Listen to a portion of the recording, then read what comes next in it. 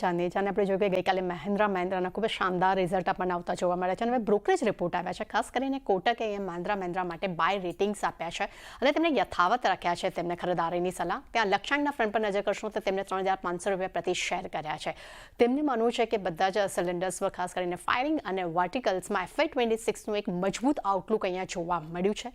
કંપનીના એબિટા જે છે અનુમાન કરતાં મજબૂત રહ્યા છે. સાથે કંપનીનો સેલ્સ અને ગ્રોસ માર્જિન છે તેમાં પણ એક મજબૂતી જોવા મળી છે. સાથે તેમને પણ કહેવું છે કે management industrial growth out performing જે છે તે યથાવત રહી શકે છે તેવા તેઓ અનુમાન પણ રાખી રહ્યા છે અને ખાસ કરીને ટ્રેક્ટર સેગમેન્ટમાં તેજી છે તે યથાવત રહી શકે છે તેવી પણ તેઓ અપેક્ષા રાખી રહ્યા છે. એટલે કોટક તરફથી મહિન્દ્રા માટે આપણને એક પોઝિટિવ વ્યૂ જોવા મળી રહ્યો છે. ત્યાં જેફરીઝ તરફથી પણ આપણને બાય રેટિંગ્સ જોવા મળ્યા છે, પરંતુ અહીંયા તેમને ટાર્ગેટ્સ ઘટાડ્યા છે. તેમને ₹4,075 પ્રતિ શેરથી ઘટાડીને ₹4,000 પ્રતિ શેર કર્યા છે.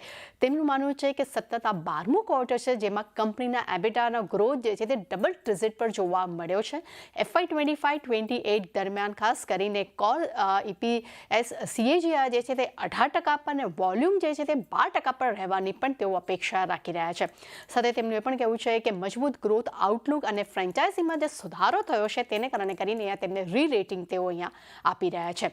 ત્યારબાદ છેલ્લું કાઉન્ટર છે એ છે સનટેક રિયલ્ટી. અહીંયા જેફરીઝ તરફથી આપણને બાય રેટિંગ્સનો રિપોર્ટ આવતો જોવા મળ્યો છે. તેમને ટાર્ગેટ પરંતુ ઘટાડ્યા છે. તેમને ₹685 પ્રતિ શેરથી ઘટાડીને ₹575 પ્રતિ શેર કર્યા છે. તેમનું માનવું છે કે FY25માં કંપનીના પ્રી સેલ્સ ગ્રોથ જે છે તે 32% પર રહ્યો છે અને ખાસ કરીને લક્ઝરી પ્રોજેક્ટ છે તેના પર સેલ્સમાં એક સારો એવો ઉછાળો જોવા મળ્યો છે.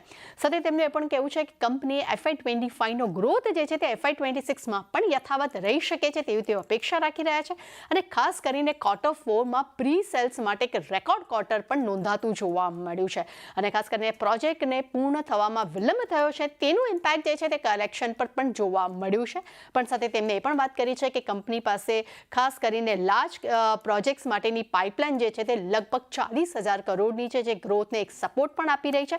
અને સાથે તેમનું એ પણ કહેવું છે કે સ્ટોક NVA પર 37% ડિસ્કાઉન્ટ હોવાને કારણે કરીને કંપનીનું નુકસાન જે છે તે અહીંયા મર્યાદિત જોવા મળ્યું છે. એટલે આની બંને જ કાઉન્ટર્સ ખૂબ જ એક પોઝિટિવ બ્રોકરેજ રિપોર્ટ આપણી સમક્ષ જોવા મળી રહ્યા છે.